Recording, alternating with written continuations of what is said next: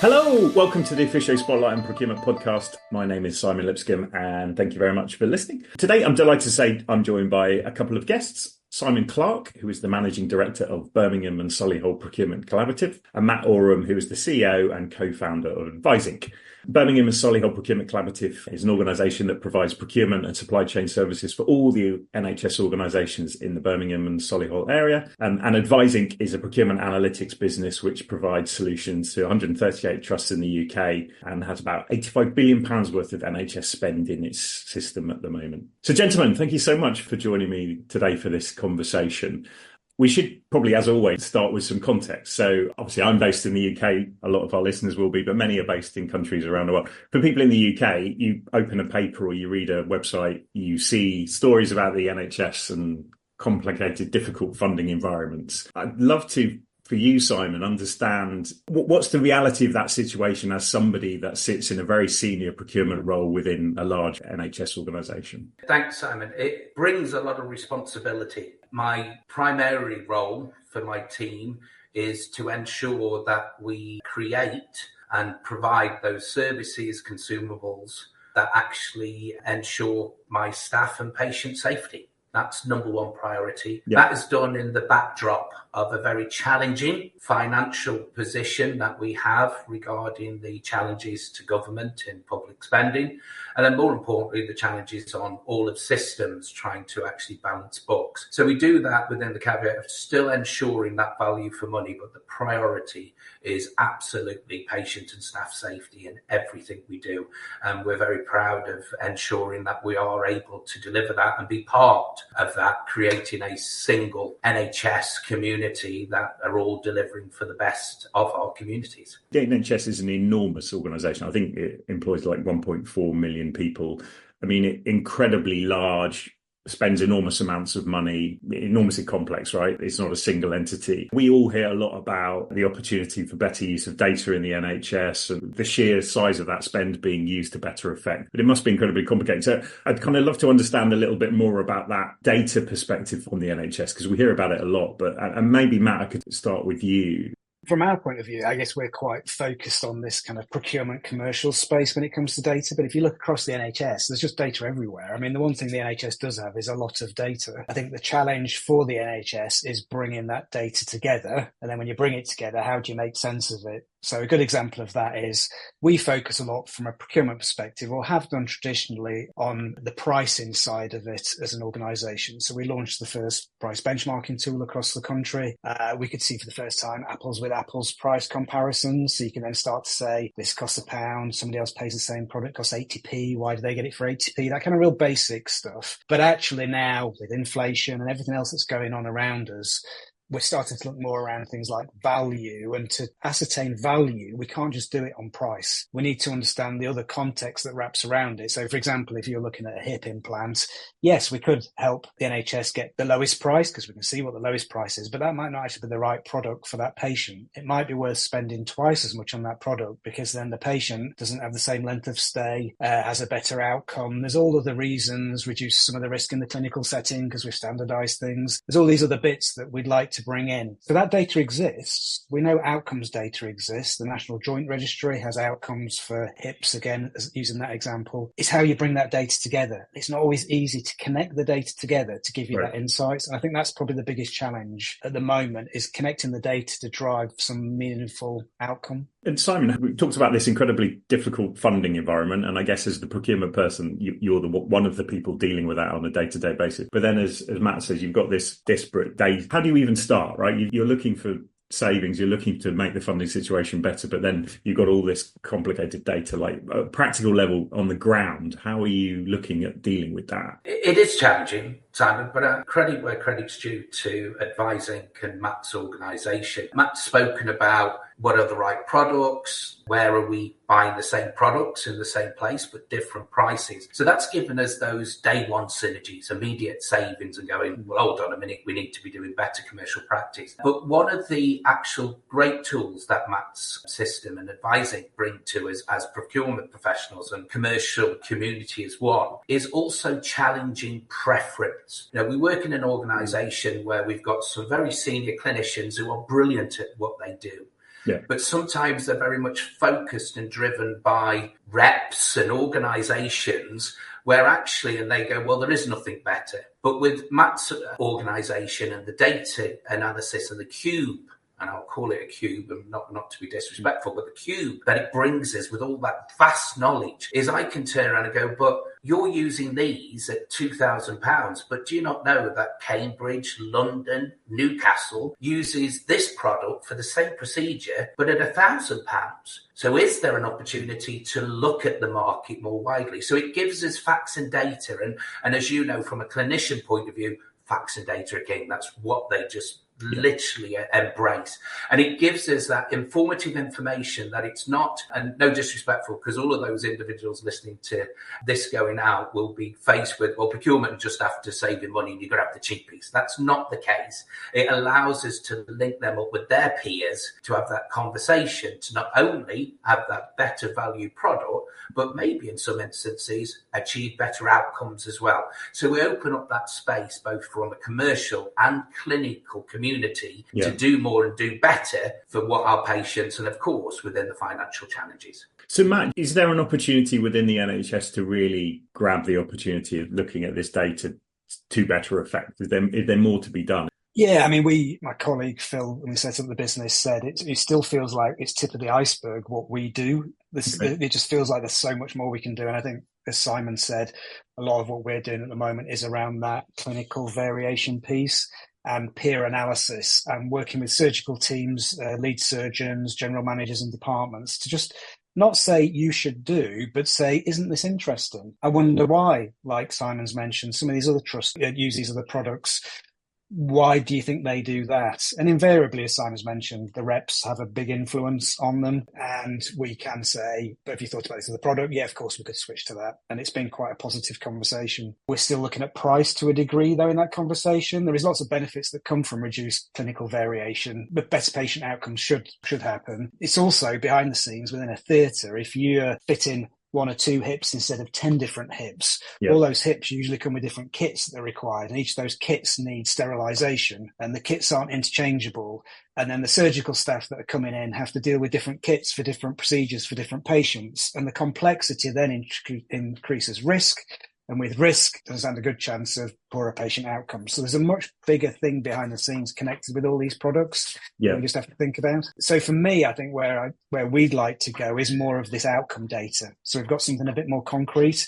And we're just starting a piece of work, hopefully, with some cardiologists in Oxford who want to work with us on looking at the clinical outcomes connected with the products that are fitted to see if we can start to see a difference in outcome depending on the product selected. Because certain products come with some bells and whistles as features. And what we don't know is, do those bells and whistles actually drive a better patient outcome? And that, I think, is where we'd like to go to next. Yeah. And Simon, given that there is an opportunity, so again, as we said at the start, NHS is an enormously complicated organisation, right? I'm not downplaying that on any level, but if we were challenging ourselves, why is it, do you think the NHS hasn't grasped this opportunity to this point? There's further to go, there's huge opportunity, but why is it not made more of this opportunity to now? I think, as Matt's already identified, they're just tipping the iceberg.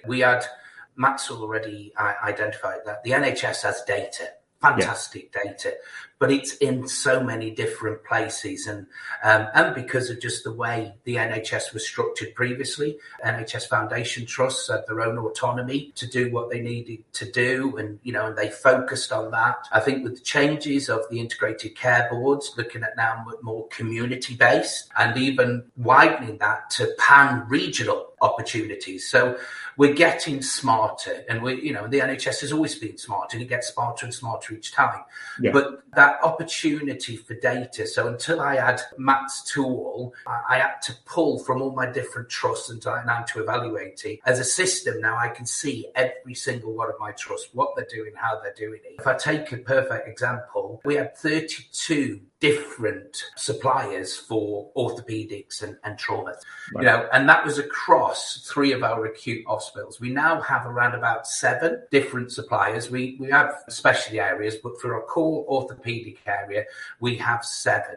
That allows not only my paediatrics and my children's hospital, my rural orthopaedic, actual elective hospitals, and my acute University of Hospital Birmingham, that allows consultants to be able to move across all hospitals to help with that recovery plan as well, knowing the products that they use in their environment are available in other environments. It also helps them with the training of as Matt's already pointed out, that theatre staff. So it's not that we haven't grasped it before. I think just the way the model and the NHS worked, with the introduction now of, the integrated care boards and that integrated care system model, the opportunity now for all integrated care boards to look at all their shared services. So all of those, finance, HR, legal, estates, facilities, procurement and supply chain to actually start doing more together collectively, we're getting smarter. And with the introduction of NHSEs, it's a government tool, so it's a central government tool called Atomis, and bringing us all together as a public procurement community, we can now actually see and understand the deals that are around. So what's great about this is the supplier can no longer divide and conquer. We're starting to get that informative information to allow us to challenge much more easily. And for organisations, as Matt's already said, but I do more procedures than Oxford. Why are you charging me £2,000 more? And use that evidence to go down, and also use the evidence that there is a marketplace. With some of my consultants, Simon, there's nobody else out there, who do this. And that's probably because they're so focused on the clinical practice and they're not aware of some of that medtech solutions, that innovative approach that's coming through. So it's not that we haven't done it before. We've just evolved to be smarter and smarter and smarter. And as much as there is extremely poor press on the NHS, as you've said, we're a massive, massive organisation.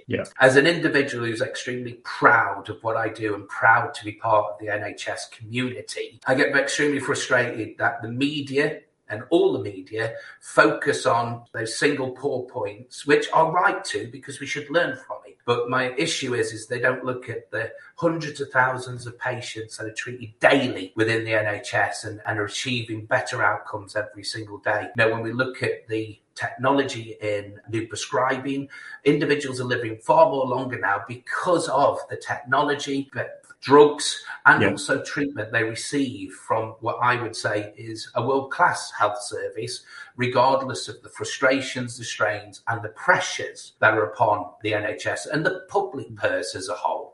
I think we'd all agree with that, or certainly I would agree with that. So to that point, Simon, you're someone that's on the ground with your colleagues, literally on the front line in terms of providing NHS services that are changing and impacting people's lives on a day-to-day basis. If you had a magic wand, is there more that at a policy level at the centre that should be done to support colleagues like yourselves in harnessing this opportunity and making the most of good procurement in the NHS? If you asked me this question 2 years ago, Simon, I would say there is a vast amount of opportunity and work to do regarding the maturity of the commercial function within the NHS.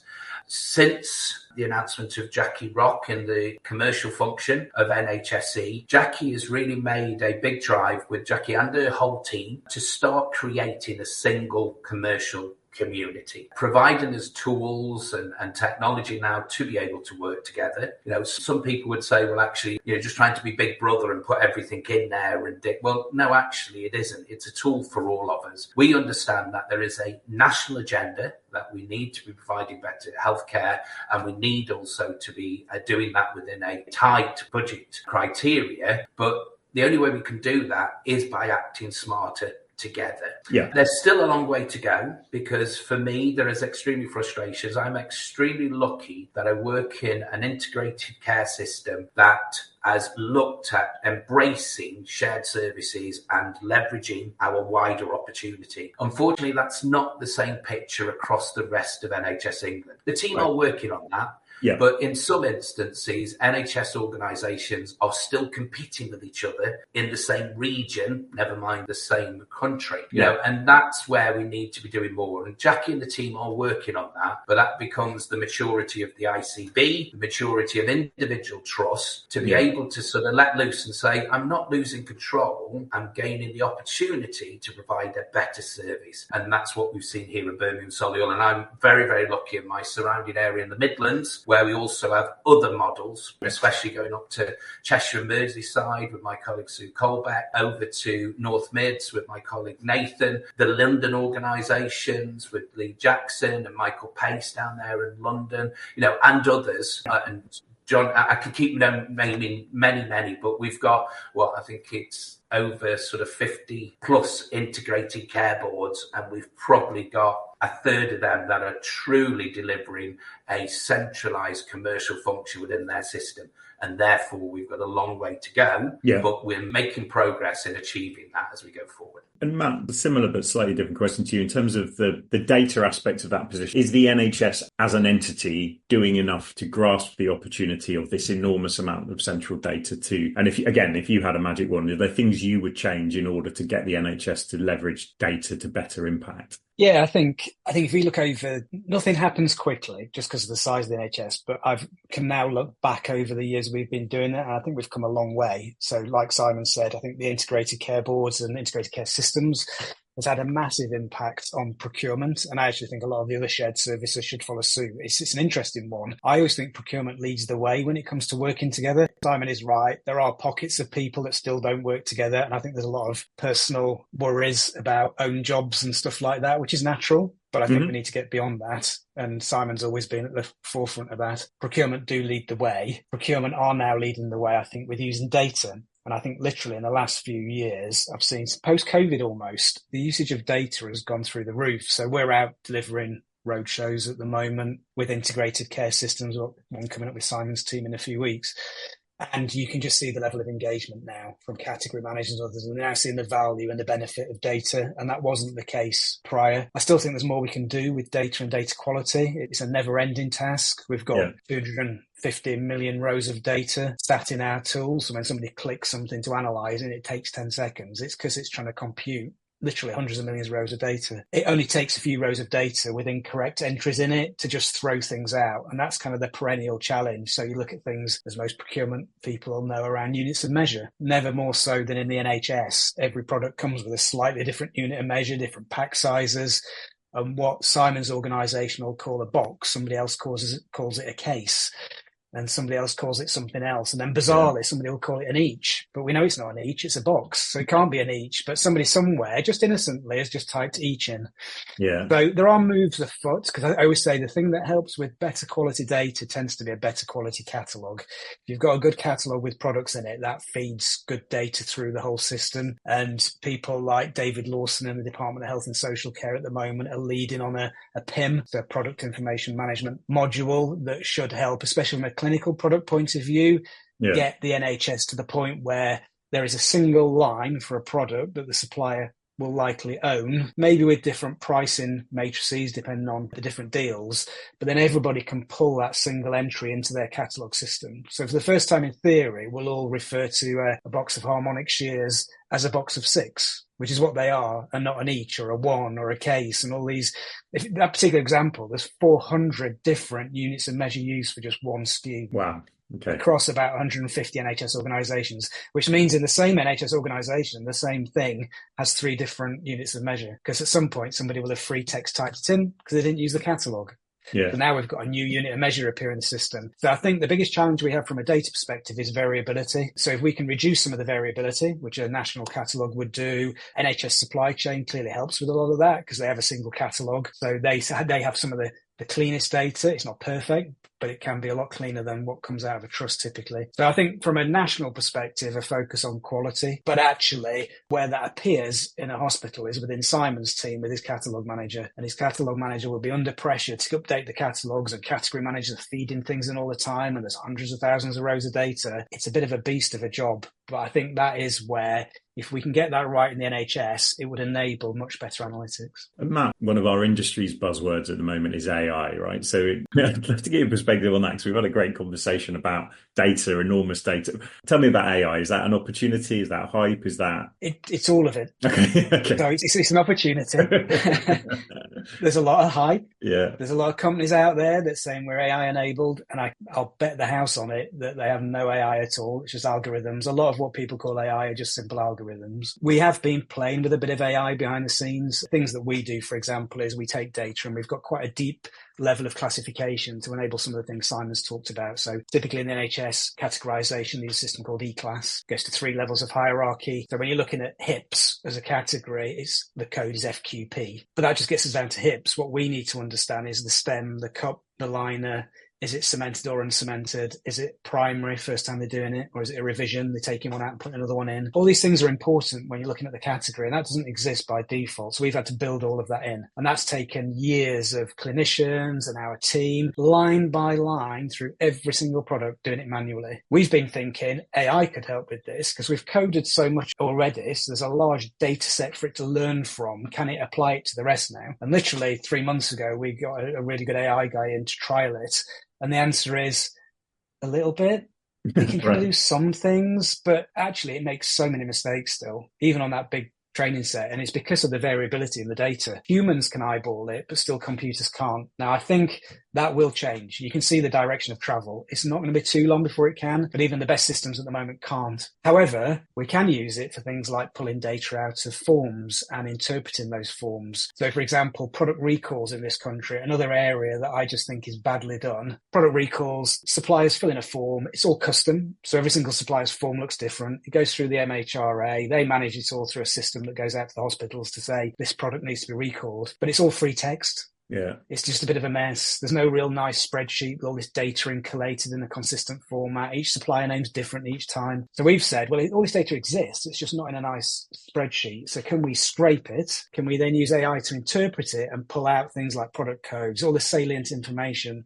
And the answer to that question is, yeah, it can. It actually does a really good job of it. So we're actually launching some of that at the moment behind the scenes to start pulling information out of documents to make them available to procurement folks, then having to go and trawl all these bits of information. It's at their fingertips in a consistent format. So no, it's not there yet. In some areas it is. It will get better. You can tell the direction of travel. I mean, where ChatGPT's gone in the last 2 years is from zero to almost hero. I mean, we use it now for social media. Where I'm going to use it this weekend to write my newsletter for the first time, which I never have done before. Yeah. But it does a pretty good job of it now. It'll get me 90% of the way there. So it just makes me more efficient, and I can spend my time on some of the other stuff. So yeah, it's getting there. It's just not quite there yet.